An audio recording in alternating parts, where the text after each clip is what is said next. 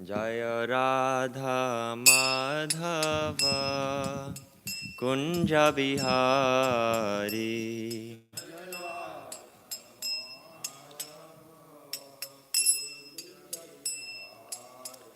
Jaya Gopi Janavalabha Girivaradari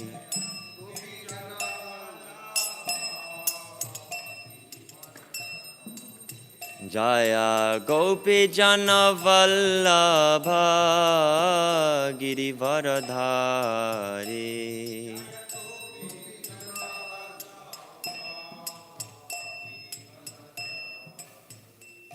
Jashodanandana Braja Janaranjana Jashodanandana Braja Janaranjana Jamuna Thira Vanachari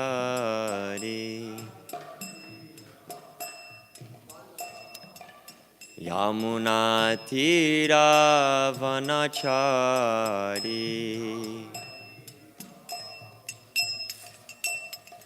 Jai Radha Madhava Kunja Bihari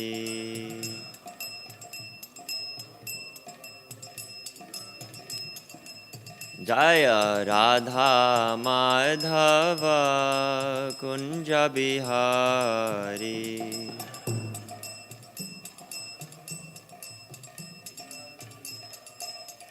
Jaya Radha Govinda Radha Govinda Radhe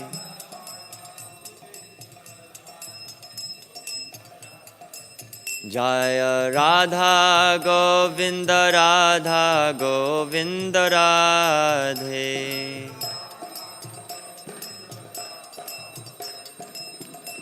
Jaya Jai Prabhupada Prabhupada Prabhupada Jaya Prabhupada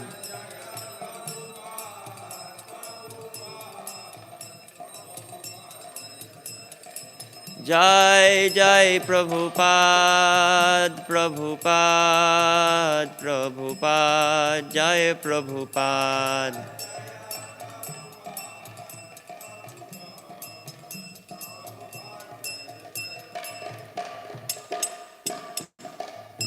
Jagat Guru Srila Prabhupada ki Jai Shri Shri Radha Govinda Dev ki Jai.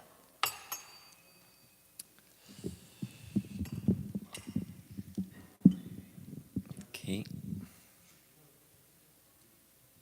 So today we're reading from the Srimad Bhagavatam, 3rd canto, starting a new chapter, number 15, text 1, discussing description of the kingdom of God. That's this chapter's title. So please repeat after me. Om Namo Bhagavate Vasudevaya. Om Namo Bhagavate Vasudevaya. Om Namo Bhagavate Vasudevaya.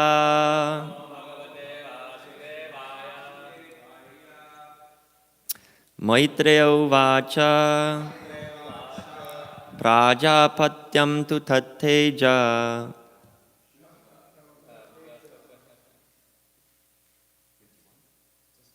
No, 15:1. Yeah. 51. No, new chapter. Okay. Prajapatyam tu tatteja Paratejohanam ditihi Dadhara varshani satam Sankamana surartanat Maitreya uvacha Prajapatyam tu tatteja Paratejohanam ditihi Dadhara varshani satam Sankamana Maitreya uvacha Prajapatyam tu tatteja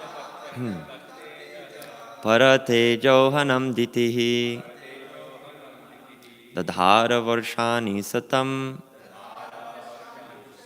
Shankamana surardanat.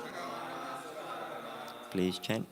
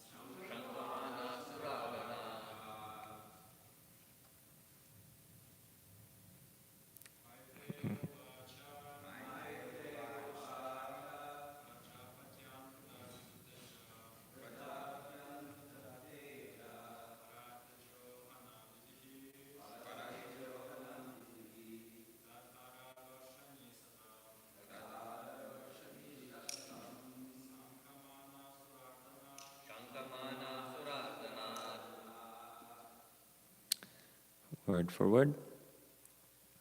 Maitreya uvacha. The sage Maitreya said, Prajapatyam, of the great Prajapati. 2. But Tat Tejaha, his powerful semen. Paratejaha, others' prowess. Hanam, troubling. Ditihi, Diti, Kasyapa's wife. Too fast there. Dadhara, bore. Varshani, years. Satam, 100. Shankamana, being doubtful. Sura Ardhanat, disturbing to the demigods. Translation by His Divine Grace A.C. Bhaktivedanta Swami Srila Prabhupada.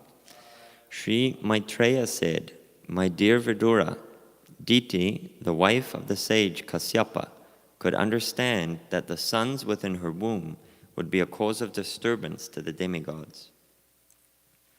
As such, she continuously bore the powerful semen of Kasyapa Muni, which was meant to give trouble to others for 100 years. Purport.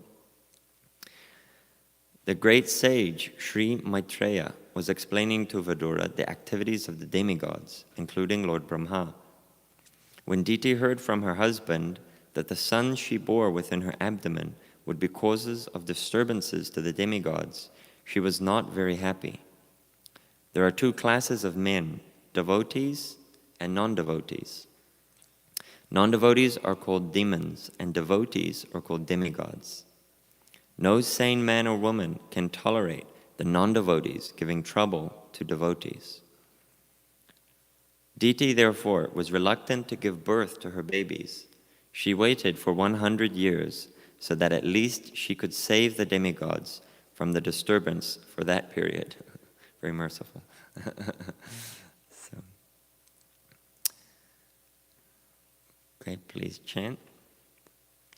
Om Agyantamirandasya Gyananjana Shalakaya Chakshurunmilitam Yena Tasmai Shri Guruve Namaha Mukham Kuroti Vachalam Pangum Langayate Girim Yatkripatamaham Vande Shri Gurundinataranam Vancha Kalpatarubhyascha Kripa Sindhubhya Evacha Patitanam Pavanebhyo Vaishnavebhyo Namo Namaha Jaya Shri Krishna Chaitanya Prabhu Nityananda Shri Advaita Gadadhara Srivasadi Gaur Bhakta Vrinda Hare Krishna Krishna Krishna Hare Hare Hare Rama Rama Rama Hare Hare. Okay, so thank you everyone for coming to hear the glories of Srimad Bhagavatam, those in the kitchen and in the temple and wherever else. So first thing I thought when I read the translation was, I remember hearing a quotation recently from a class Indradumna Swami gave, but I don't remember exactly. I think it was Chanakya Pandit. It's one of his sayings, which also in other places Prabhupada has quoted, that something inauspicious should be put off as long as possible, and something auspicious should be done immediately. Because if there's something inauspicious that's like looming over your head, if you just put it off for some time, the circumstances might change. Things might become more favorable. And you can be saved from the situation. You don't have to, you might not have to undergo it, or you might not have to deal with it in as bad a position as it might be now. So it might become better. But something auspicious, something that is beneficial, should be done immediately. There's that common saying, make hay while the sun shines. So, if the conditions are perfect for you to take advantage of it, for progress, it should be immediately taken care of. You shouldn't think too much about it. And I was thinking then that in Kali Yuga, of course, we know we have the most ideal circumstances for advancement in spiritual life. We're very fortunate. And it's nice to reflect on that, to try and keep that fortunate mindset, how fortunate we are, rather than, oh, it's Kali Yuga and all these malechas and karmis and, it's nice to try and keep the positive, fortunate mindset. So then it actually helps us, because too much negativity often can bog down the mind. It can make us feel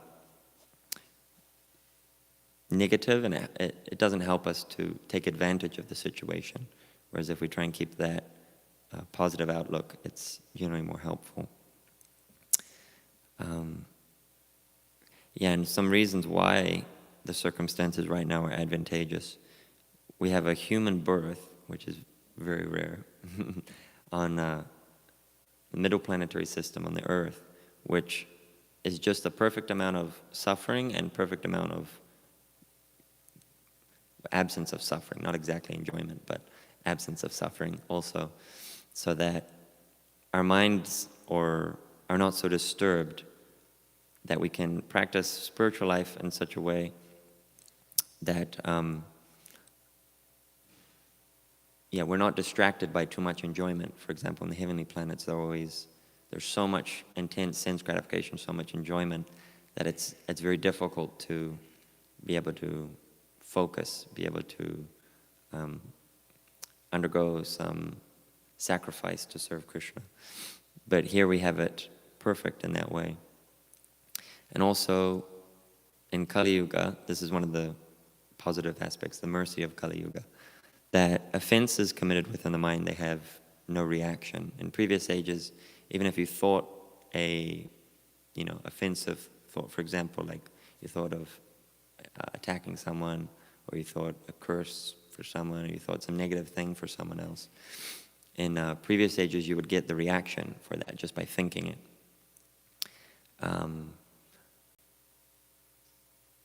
Or I've heard anyway, I don't know about that, but yeah, so you'd get reaction. But in Kali Yuga, it's so merciful that any positive devotional inclination one might think of, you get the benefit for it. So, example, when someone sees a devotee trying to share Krishna consciousness, distribute books, or when they see the Harinam party, and if they smile and they think, wow, those, they look happy, they look like nice people, that looks fun, maybe I'd want to do that someday. They actually get the devotional benefit for thinking like that without even having to perform it. Of course, you get more if you actually sit down and participate in the kirtan. But just by thinking, one gets some positive benefit. And even more than all of these things, somehow or other we've been fortunate enough to come into the association of devotees and given the opportunity to practice Krishna consciousness. So the Mahavadanya is the greatest treasure, the greatest munificence, the greatest wealth that we've been given.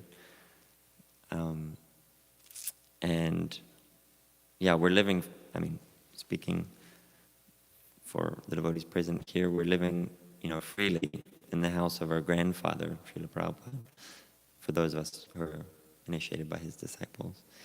And, he's just asking such a simple thing, such a meager repayment, just a few hours of service, attend the programs, try and do your service in a happy mood as much as possible with love. And so we have to hold ourselves up to that, at least small thing we can do in some way to come close to repaying that. And it's a very, very easy thing that we can do to try and give back to the mercy that we've been given, the advantageous situation. One quick thing, Chaitanya and Harai, could you possibly cut those vegetables? You just have to peel the arbi and then cut them in half. Thank you. I won't be disturbed. I'm the one giving the class. So another aspect of this purport that I was thinking about is this topic of disturbance to the devotees or demigods. So Prabhupada is directly saying that the demigod or the devotees are to be considered demigods, and that's because they have the qualities of demigods. They're always favorable to Krishna consciousness, trying to serve Krishna. That's the nature, what the demigods try to do, but of course they're mixed generally. They have also fruitive desires for personal enjoyment. And all of the saintly qualities are, you could say, demigodic, whereas the sinful qualities or things that are not helpful for devotional service or for pious life, they're considered demoniac. So we can easily understand then that when one is causing disturbance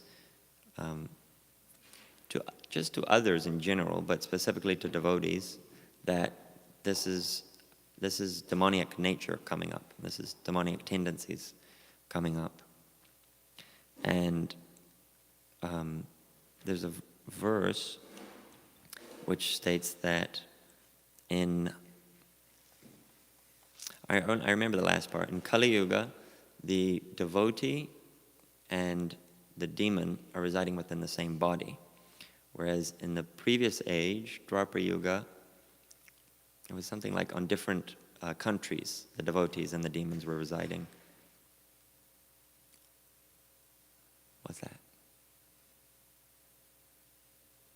Oh, you just have to cut the ends and cut it in half. So yeah, and Dwapara Yuga, the devotees and the demons were residing, separate. And previously they were on different planets.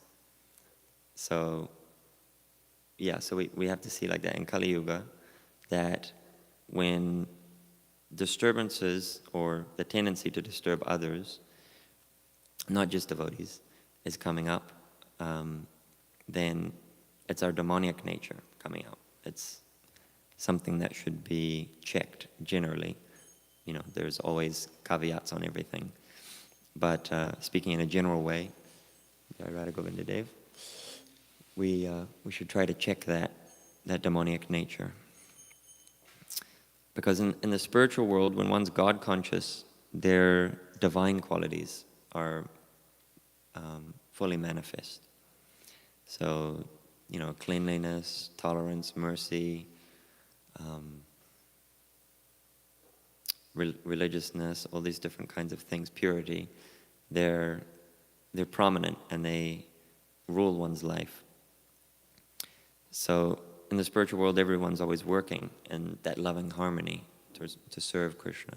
There's no, there's no one in the spiritual world who's, I don't know, saying, hey, why do you don't make that good chapatis, I make better chapatis than you, you should let me do this. So this enviousness or other unfavorable qualities, they're not present. Sometimes it's said they're present, but it's not the same. It's like iron and gold. Like there's transcendental envy, or there's transcendental pride, there's transcendental ego, but these are of a completely different nature. They can't be compared in the same way. And also this demonic tendency of wanting to cause disturbance to others is rooted in our false ego and our desire to enjoy and lord it over others. Because one that sees every living entity as part and parcel of Krishna, why would they want to disturb that? Why would they want to cause harm to that part and parcel, no matter how small, whether an ant or a person, human being, so on and so forth. So it's rooted, deeply rooted in our conditioning of sense gratification, me and mine. And as we'll see later in this chapter, with Lord Nrsingadev appearing to kill Hiranyakashipu, not in this chapter, sorry, later in Srimad Bhagavatam, Lord Nrsingadev appears to kill Hiranyakashipu, and also Vraja Dev appears to kill Hiranyaksha, that Krishna doesn't tolerate disturbances amongst his devotees. Maybe for a short time he seemingly does, to help the devotees practice tolerance, to help them sometimes learn lessons, or in some cases also to pay off their karmic debt, seemingly karmic debt. They have to suffer some reaction. So for some times he can allow a disturbance amongst the society of devotees. But as we know from Bhagavad Gita, he personally makes arrangement to keep them separate. So in the verses, Paritranaya sadhunam vinashaya chaduskritam dharma samstapanartaya sambhavami yuge yuge, that I come to protect the devotees, annihilate the miscreants, and reestablish the principles of dharma, religion, that he comes again and again. So because we're in the material world, of course there's always going to be a disturbance, one after the other. But if we put Krishna in the center of our lives, he'll come again and again to remove those, on a personal level and on the grand level. in our heart we have so many disturbances, we have so many anartas, we have so many obstacles to worshiping Krishna with pure love. But as long as we keep him in the center, Matchita Madgata Prana, Bodhyantak Parasparam, Katyantaschamam Nityam Tusyanti Cha Ramanti Cha, as long as we keep this ideal of always chanting about Krishna, conversing about him with the devotees, making him one's life, essentially, his prana, then he'll always come in our heart and collectively to remove any difficulty. So, yeah, Krishna will personally keep the demons and the devotees separate. We see this time and time again. And it's an interesting phenomena that we see. Our ISKCON's been going on now for 50 years. So we've seen a lot of different patterns, and if we're intelligent, we can learn from history and, take guidance from our seniors who have experienced things, know where this is leading, And generally, when senior devotees like Jai Govinda Prabhu, when they come to the temple, you can see, patterns in certain devotees. Like, I don't know, better not to give examples, but anyway, you can generally see trends and where they're going because devotees have experienced this for so long. So, but yeah, and particularly I was thinking there's an interesting phenomena that we might be living in the temple, we have the opportunity right here to worship Supreme Personality of Godhead, do unlimited service, come together, chant His glories in kirtan, come hear Bhagavatam, so many different things, celebrate wonderful festivals like we have Radhastami coming.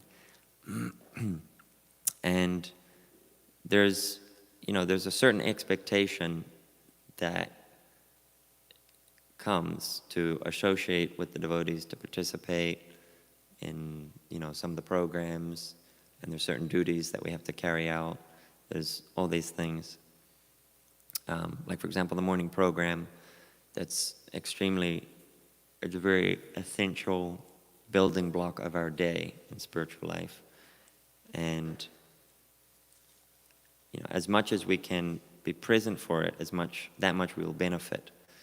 Unless, of course, we have a service, like required service that needs to go on, which is also valuable. You also get Bhagavat Seva, not necessarily hearing the Bhagavatam, but you get the same benefit by serving the person or persons, devotees, Bhagavat. But if we're absent, we should understand that that's actually our loss. We're not tricking anyone else. We're not cheating anyone else. But we're actually cheating ourselves of the opportunity to come together and glorify Srila Prabhupada, to glorify Radha Govinda, glorify the Srimad Bhagavatam, and to also, and very importantly, in my experience, is to chant with the devotees. That's such a special opportunity. And sometimes devotees don't realize that until they move on from brahmacharya ashram, and they move out, they start working, they have, so many responsibilities. And then they realize, wow, now I'm all on my own. Like, it's much harder to stay inspired when one's on their own. So yeah, this association is very important. It's very relevant. It's a great asset that we should take advantage of. We don't have to do anything, but we should take advantage of it. So yeah, on this tendency or this discussion in this verse of the demoniac nature, which is disturbing to the demigods or the devotees. So same thing within our heart. We have certain demoniac qualities or demoniac tendencies that we have to check. So in our practical day-to-day life, at least I find it helpful to try and observe what's coming up, what's bubbling up in the, swampy, dirty mind and heart.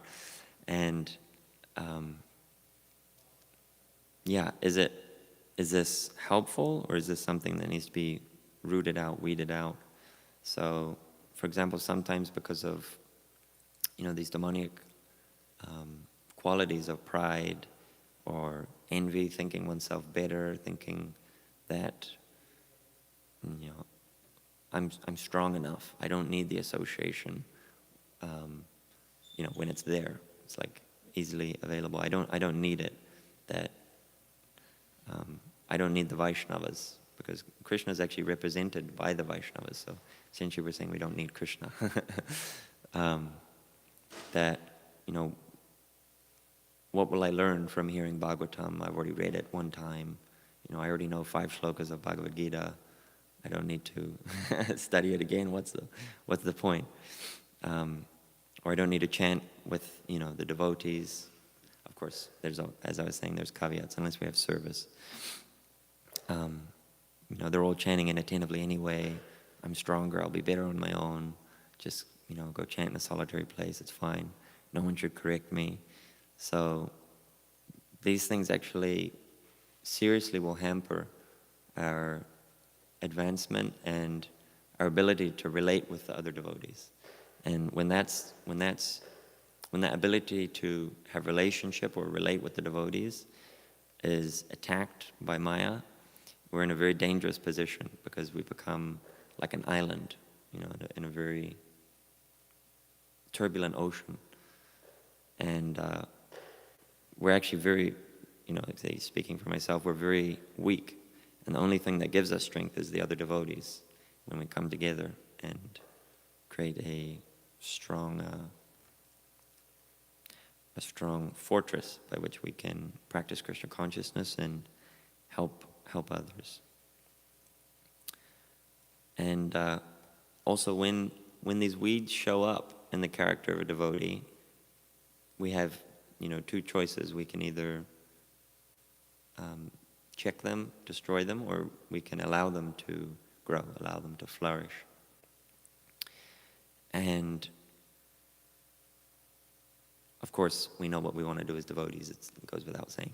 We want to weed them out. But if one allows them to go on and to continue to grow, Krishna does quite an amazing thing, because he can't allow disturbing elements to be present within the spiritual world or amongst the Vaishnavas, because they're all executing their duties, they're all doing their best to love Krishna. And disturbance or coming in the way of that is not wanted by God, by Krishna, or by the other devotees also. So Krishna actually does quite an amazing thing. He actually fools us to think that, I'm right, and I'm strong enough. I shouldn't be corrected. I shouldn't have anyone telling me what to do. So we see this time and time again, and the natural byproduct of that is Krishna has to say, okay, you don't want to accept guidance, you don't want to accept the shelter of the other devotees, you don't want to accept or come into the loving network and try and work together, then he says, okay, unfortunately, then we have to remove you. You could say also, more or less Krishna always wants us to be in the association of devotees. But when we listen to Krishna, when we follow his instructions and surrender to him, then it's very simple, it just continues. But if we start letting the ever-present,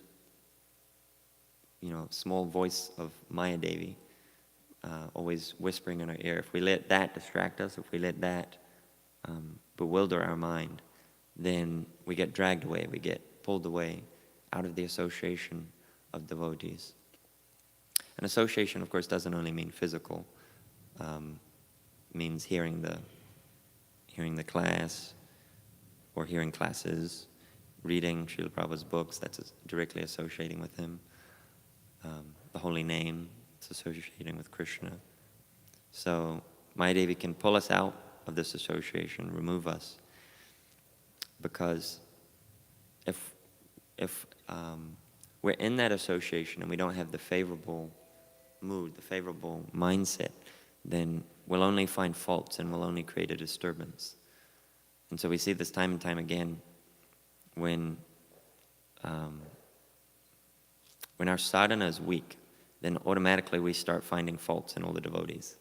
Not necessarily that there's a problem there. Sometimes there is a problem there, but when you have very good sadhana, very strong spiritual practice, then there might be faults there, but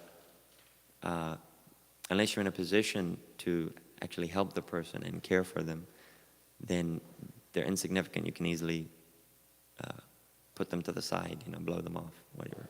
He might not do this, he might not do that, he might not get up, he might not chant 16 rounds very attentively, or he might be a bad cook, or he might be a bad kirtan leader, or whatever it is, it doesn't matter. Because you see the swarup lakshan, the core intrinsic principle of that person, which is, well, they're a devotee of Krishna. So what are all these other things? What do they matter in the ultimate sense? So, yes, we have to be careful not to, we have to be careful to have very strong spiritual life, very strong practice ourselves, so that we don't become weakened and allow entrance for Maya into our mind, into our spiritual life, into our practice. Yeah, it's like walking a tightrope. There's a very careful balance. You have to always be attentive.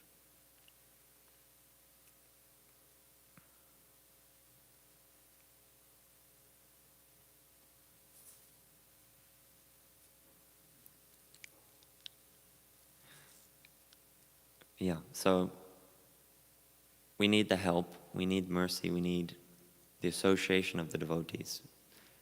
We need these things. It's not a choice. It's not like, today I'm not going to chant my rounds, or today I just don't feel like being with the devotees. I want to be on my own. Sometimes actually that is there. You can, there is some room for solitary practice, but generally speaking, we want to, tadira charana sevi bhakta sanebas, janme janme hoye abhilash. We want to always be in the association of the devotees. Even Narottam Das Thakur says, birth after birth, we want to be in their association. So, but yeah, of course, chanting rounds, that's not an option. If we made a vow, we have to chant every day, and we should love to chant also. We should come to that point. But yeah, that desperate feeling, that need for devotee association, need for service, that's our lifeline. That's what will carry us through the turbulent times and the happy times, because devotional service isn't just a fun merry-go-round where it's all rainbows and paneer sabji and big kirtans, and there's very difficult times that come, also very dark times, challenging things. And if we don't have strong and stable sadhana, strong conviction in the easy times also, then when the difficult times come, we'll get blown off balance. We can very easily be taken away. So we have a daily a daily need to take shelter of the holy name, to take shelter of association of devotees, and realize that these are my saviors. And of course, the devotees, they never want to see us fail. They never want to, even if we are being a disturbance or we see others that are a disturbance, the devotee will never want that person to continue like that. And you can clearly see sometimes when people are in Maya, say you're in Maya, Prabhu, or when they're not doing so well, when they're struggling.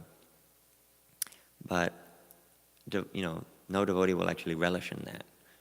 We'll say, oh yeah, good. I'm doing better than him today. I chanted better rounds. I attended the full morning program and he didn't. He came late, or he went and slept and he's not here now. And devotees always want our best wishes. They always want to only help us. And sometimes, it seems like they can be finding fault that, well, Prabhu, why weren't you at the morning program? Why weren't you at Guru Puja? Why didn't you chant so attentively today? But generally, the reason that they're inquiring like that is because this is our medicine. This is the thing that will help us come out of a sick condition. And so, they want to help encourage us. We need this medicine. We need this encouragement of other devotees. We need this stability in our life. And if we don't take it, then it's actually very nice if others are concerned and want to help us. It's a sign of love. If you're suffering and no one cares, they don't say anything, they just leave you to be, then it's actually a sign of not loving you. Just like I was hearing recently some interesting study that was done of children, and those children whose parents never corrected them, and other children whose parents, disciplined them in a certain way.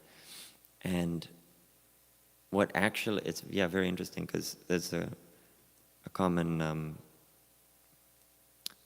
theology, I guess you could say, nowadays. It's become quite a thing, because I know some of my family are raising their children in that way. But that you should never correct your children. If your children want to do something, you should just let them do it, and you should never say, no, you can't do this. You should never, what to speak of spanking them or touching them, being rough with them. That's that'll ruin their life. That'll destroy them. And then that was compared with other families who had more of a, I guess you could say, traditional upbringing or disciplined upbringing. Of course the parents are loving in both circumstances, but the means of showing that love, the means of upbringing was different. And so what the study showed was that children who weren't disciplined when they were growing up, whose parents just let them do whatever they like, that actually when they got older, they had a very strong feeling that actually they weren't cared for and they weren't loved. Because, they made a lot of mistakes generally. And then they look back and they were like, well, why didn't my parents stop me? Why didn't they tell me, don't put your hand in the fire, or don't do these drugs. Alcohol is harmful, Why did they just let me do whatever I wanted? Whereas the majority of children who were disciplined, they actually, of course, when they were getting disciplined, it's not always appreciated. But later on in life, they were very grateful. They were very appreciative of that training, that discipline, because it taught them where boundaries are. If you show where boundaries are, where limitations are, then it actually helps one avoid a lot of mistakes and helps train one in a proper way. So that's exactly what our spiritual masters are doing with us. 4 regulative principles, 16 rounds. and do your best to spread Krishna consciousness to others. We're being given this loving discipline, this loving care. So, yeah, we can always ask ourselves, am I doing enough to repay my debt? Would my spiritual master be satisfied with the service that I'm rendering? And not just when he's here to see it, but we have to understand our Guru is always present. He's always with the sincere disciple. He's never absent. That's mundane conception just of the physical body. So that's all I had to think of with this purport and verse. If we have any comments and questions, we have a lot of time. So Chaitanya Prabhu has a comment, question, or correction.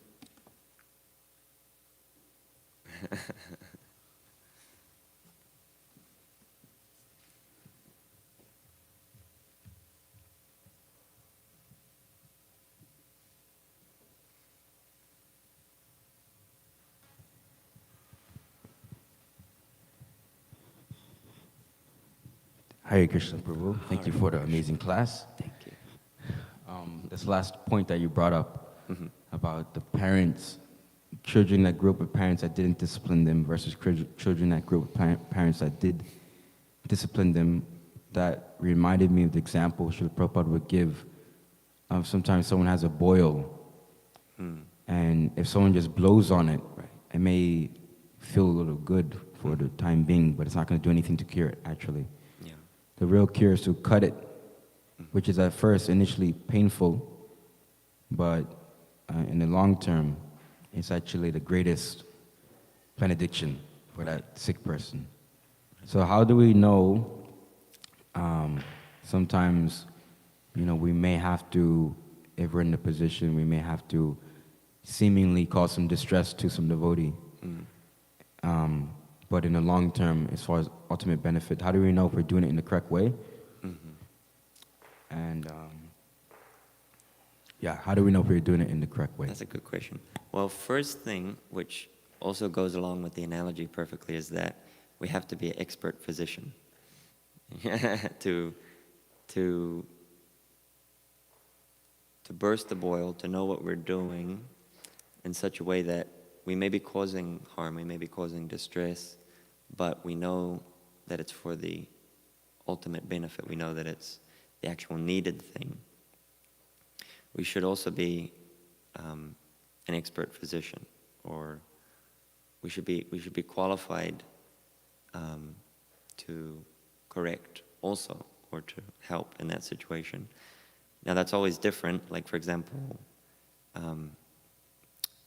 you're, for example, like in a personal example, you're qualified, you could correct your sister, or you could help her in spiritual life. But for someone, someone, different circumstances. So we have to see where's our sphere of influence is one thing. Or for like friends of ours, Gurukuli friends or things like that, we can oftentimes, as long as there's that loving relationship, oftentimes they can take things that will hurt. They can allow us to burst their boil. But if there isn't that affection, if there isn't that closeness, and we try and give them the hot sauce, it doesn't usually go down very well. It doesn't have the desired effect. Oftentimes there's more of a backlash than we expected. So, and another angle of that is that it has to be spoken sweetly, but what does Prabhupada say? Soft as a rose, hard as a thunderbolt.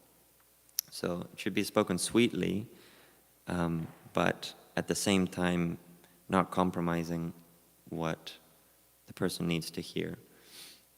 I was just hearing a class yesterday by His Grace Madhavananda Prabhu, where he was quoting a verse that from somewhere. don't remember where, that even if one's enemy comes to their house, they should be spoken to very sweetly and offered a nice reception, even if your worst enemy comes to your house. So, yeah, this aspect of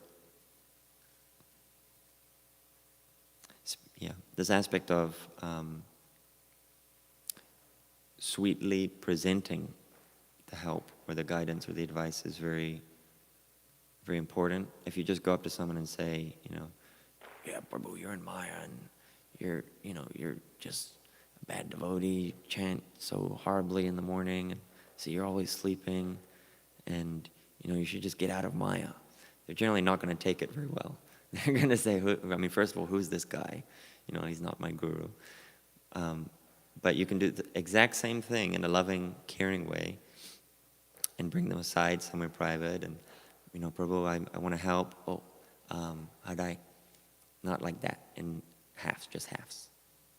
Yeah. So, you can take them aside and in a loving way make it clear you're trying to care for them, that, I've noticed, sometimes your chanting in the morning it looks like you're having difficulty. I'm just wondering what's going on. Is there anything I can do to help? You're not sleeping properly at night, so on and so forth. So the presentation is always of utmost importance. And one last aspect on that is that even if we are in a position in a particular circumstance to correct or to burst someone's boil, we have to see, are they ready for it? They might actually not be ready for that. And same thing, if they're not ready to recover, if they're not ready to come up to the standard or to come to a healthy condition again, then generally it's better that we wait until they are, because we're correcting for their benefit. We're trying to burst the boil for their benefit. But just like at a hospital, if you go to a hospital and they see you have a dental problem or whatever, you have to consign, you have to agree to get treatment, and you have to agree to, in many cases now, you have to agree to release them of some responsibility if something goes wrong. But you have to sign up for that. So that's the whole process of surrendering to a guru. You're signing up to be operated on. You're signing up to be chastised, to be chipped, and you have your false ego chipped away by the guru, so he can uncover the jewel that's within. So that's the last aspect. We have to see if they're ready to brought back to a healthy condition. Anything else? Hare Krishna. Hare Krishna. I was just reflecting on two things you said. One thing that I really like the point of how powerful the morning program is and associating with devotees. And sometimes we may take that for granted, that we live for those who have lived outside, you know how valuable it is just to chant your rounds in the morning with somebody instead of like just alone in your room. And then we're like seeing the deities and actually worshiping Tulsi and Nishinga prayers, and it's like such a power-packed. Prabhupada's formula was just so powerful, and also you were mentioning on the association of devotees is actually the key to spiritual progress. And I was thinking of this verse, Vasudeva Katharuchi Syan Mahat Sevayam Vipran Punyatirtha Nishevanat. That if you just in that way, if you think about this verse, it just completely flips the perspective of we think that it's actually our endeavor to get to Krishna and do so many things, but actually this verse is it's flipping it and saying actually it's not your endeavor, it's the endeavor coming from other devotees whose mercy they bestow upon you. And if we work on pleasing the Vaishnavas and doing those things, then we will be actually, we'll make more rapid spiritual progress. So those are two things I was thinking about. Yeah. Yeah, it reminded me of His Grace Rajendra Nandana Prabhu, who unfortunately passed away recently. I had a lot of association with him in San Diego, because he would spend 6 months there every year and 6 months in Mayapur. And he was such a perfect example of a devotee, like so amazing. He would come, of course he was living at home with his wife, but he would come every morning to the temple. He must have gotten up pretty early, like 3 o'clock or something, and drove to the temple.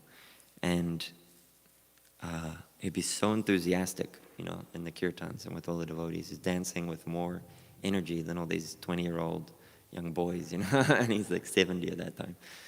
And then he would chant so attentively, so focused, and he had a rule, which he gratefully passed on, and I try and follow it, which is very helpful, is that he would sit and chant, because he generally didn't sit cross-legged. He would sit in a chair and chant, and then if he noticed himself dozing, one time he would let it go, and he would keep chanting, because sometimes then you break it. But if he noticed himself 2 times dozing, immediately his instinct, knee-jerk reaction, he would stand up and start walking. And so he would say some very valuable things that every time practically he would give class, he would bring it back to the point that we subsist on the mercy of the devotees. That's our lifeblood. It all comes from mercy, from Guru, from Krishna, from the devotees. That actually we have no qualification, we have no strength in ourselves, but it comes simply from the other devotees, from their mercy. And and also one other thing that your spiritual master Vaisheshika Prabhu says, which I really like, and he says it a lot. He says, it's simple but nice. I live to be corrected. If we have that consciousness throughout our day, it's quite powerful. Actually, he told me to, if I ever decided to get a tattoo, he said this is a good tattoo to get. I live to be corrected. To be corrected, right in the forehead or something. Yeah, that's nice. It's a wonderful consciousness to have. Is there anything else? Okay, we can finish here. Go for breakfast. Grantaraj Srimad Bhagavatam ki. Jai Jagat Guru Srila Prabhupada ki. Jai. Nantakoti Vaishnava Vrinda ki. Jai. His Grace Raj Mohan Prabhu ki. Jai.